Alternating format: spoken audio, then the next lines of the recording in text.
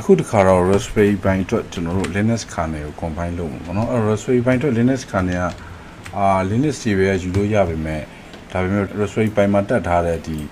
Bootcom BCM2711 လို့နောက်ပိုင်းထွက်တဲ့ model တွေအတွက်ကြတော့ Linux kernel ကသူတို့စီမှာ device driver တွေပြည့်စုံမပါတော့အဲ့တော့Raspberry Pi ကပဲ develop လုပ်ထားတဲ့ Linux kernel ကိုယူသုံးမှပို့ပြီးတော့အဆင်ပြေမယ်ဒီမှာ github.com Raspberry Pi Linux kit ဆိုတဲ့ကောင်လေးရှိတယ်เนาะအဲ့ဒီကောင်ကို copy ယူလိုက်ပေါ့ဒီမှာဆိုရင်တော့ version က branch က RPI 5.10ပေါ့เนาะ Linux kernel 5.10 သုံးထားတဲ့ကောင်ကိုclone မှာပေါ့เนาะဒီမှာ tab 1ဆိုတော့ဒီ branch ပဲယူမယ်တခြား branch တွေမယူဘူးလို့ပြောချင်တာပေါ့เนาะအဲ့ကောင်ကို clone လိုက်မယ် clone လိုက်ပြီးရင်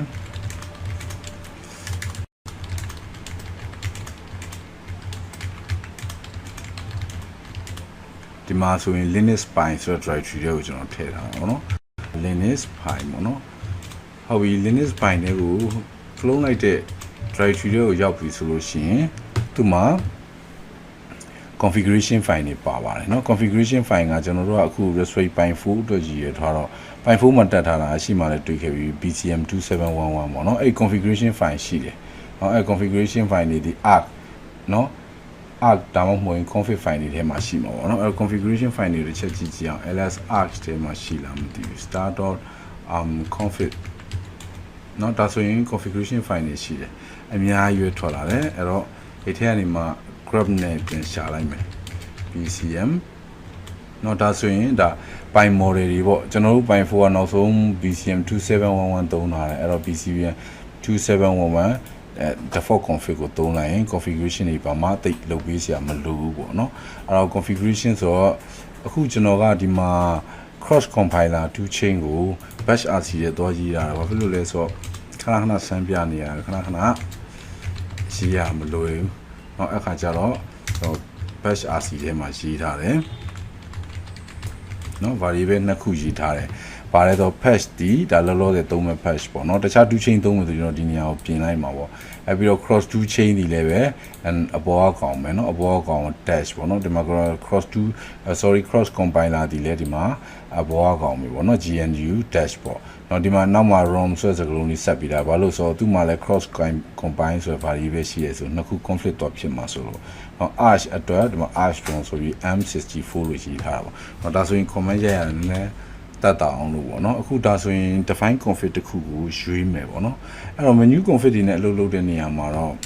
เนาะတကယ်မို့ရှေ့မှာ combine လုပ်ခဲ့တာရှိလို့ရှိရင်အဲ့ကောင် clean လုပ်တာပိုကောင်းတယ်။နောက်လို့ဆိုရင် configuration file တွေ output file တွေရှုပ်နေပါလိမ့်မယ်။အဲ့တော့ cross compile ဒီမှာကျွန်တော် variable ထည့်ထားတယ် rom ပဲထည့်ထားတာပေါ့နော်။ပြီးလို့ရှိရင် arch ထည့်လဲရတယ်အားရ arch မထည့်တော့ဘူး။အဲ့တော့ကျွန်တော် disk clean အရင်လုပ်ကြည့်လိုက်မယ် dist disk alien clean ပေါ့နော်။ဒါဆိုရင်အရင်ရှိပြီးသား file တွေ staging file တွေconfiguration file တွေအကုန်လုံးပျောက်သွားလိမ့်မယ်ပေါ့နော်ဟုတ်ပြီဒီမှာကျွန်တော်ဒီကောင်းအောင်လည်း copy ကူးပြီးတော့ထည့်လိုက်ပါမယ် control c inside one row above control v sorry z control c တခါလေဒီ file လေးလည်းတကယ်မို့လိုအပ်တဲ့လူရှိရင်ပြောပါကျွန်တော် share ပေးထားပါပေါ့နော်ဒီမှာဆိုလို့ရှိရင်ဒါ disk clean ပေါ့disk clean ဟုတ်ပြီเนาะဒါဆိုရင်အရင် configuration file တွေပြတ်သွားလိမ့်မယ်အခုမှကျွန်တော်က BCM2711 define config ပေါ့เนาะဒါဆိုရင် configuration ရွေးလိုက်ပြီတကယ်မို့ BCM2711 def config configuration မှားနေတယ်ဒါဆိုရင်ကျွန်တော်တစ်ချက်ပြန်ကြည့်အောင် BCM2711 def config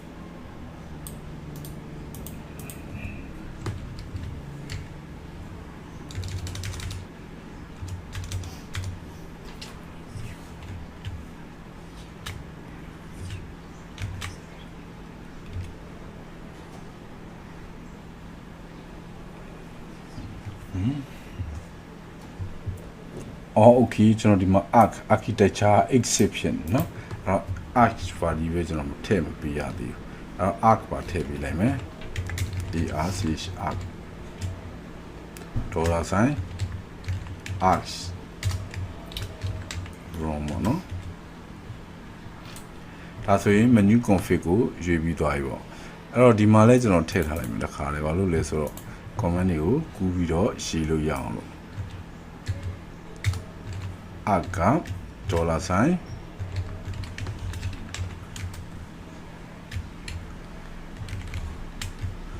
C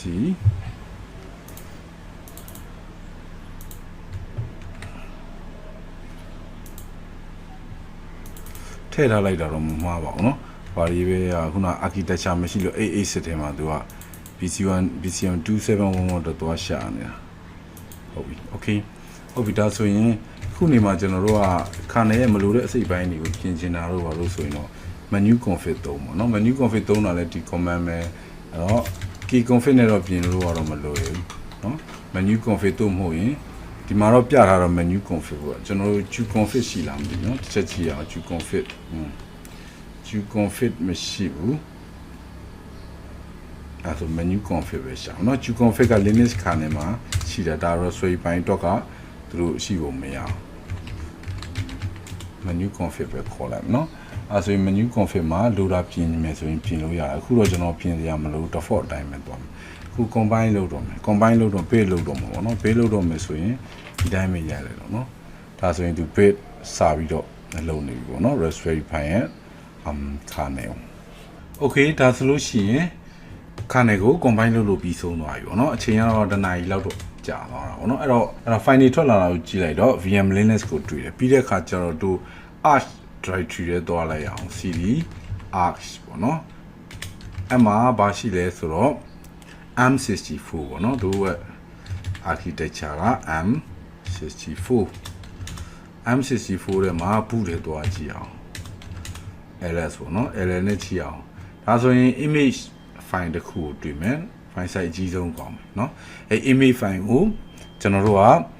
boot partition နဲ့ကိုသွားထည့်ရမှာပေါ့နော်အခု Raspberry Pi အတွက်ဆို Raspberry Pi ရဲ့ boot partition နဲ့သွားထည့်ရမယ်ဟုတ်ပြီနောက်တော့သူ့အတွက်တို့တွေ device 3ကိုကြည့်အောင် device 3ကတော့ဒီမှာ DDS တဲ့เนาะDDS တဲ့ကိုဝင်မယ်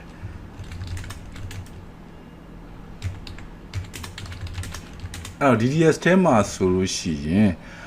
ကျွန်တော်တို့က book on BCM 2711ဆိုတော့ဒီထဲကိုသွားမယ်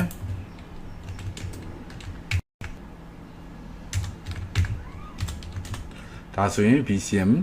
2711ကိုလိုက်ရှာတာပေါ့နော်အဲ့တော့ BCM 2711တွေ့ပြီ Raspberry Pi က full အပိုင်း 4B ပေါ့နော်အပိုင်း 4B ဆိုဒီမှာ Raspberry Pi 4B ပေါ့နော် okay ဒါဆိုရင်ဒီနှစ်ခုကိုကျွန်တော်တို့ copy ကူးပေးရမှာပေါ့နော်ဟုတ်ပြီအဲ့တော့ကျွန်တော်တို့က SD card ကိုဘယ်မှာမောင့်ထားတာလဲဆိုတော့ media တွေက user name ရဲ့အောက်မှာ boot ရယ်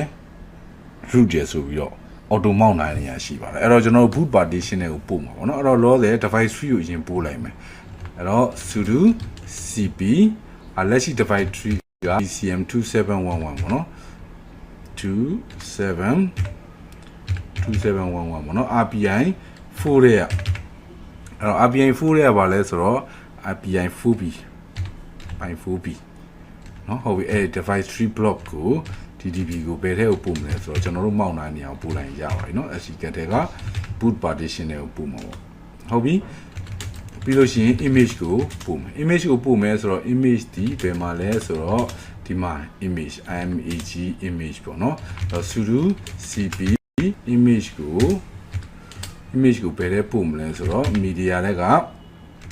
user name အောက်မှာကိုမောက်ထားတဲ့နေရာပေါ့ SD card ရဲ့ boot partition ပို့ပြဖို့လိုတယ်เนาะokay ဒါဆိုရင် kernel image ကို boot partition နဲ့ထည့်ပြီးပြီပေါ့ဆက်ပြီးတော့ကျွန်တော်တို့ ပိုင်းတော့လုပ်ဆရာလေးရှိပါသေးတယ် file system ကို build လုပ်ရမယ်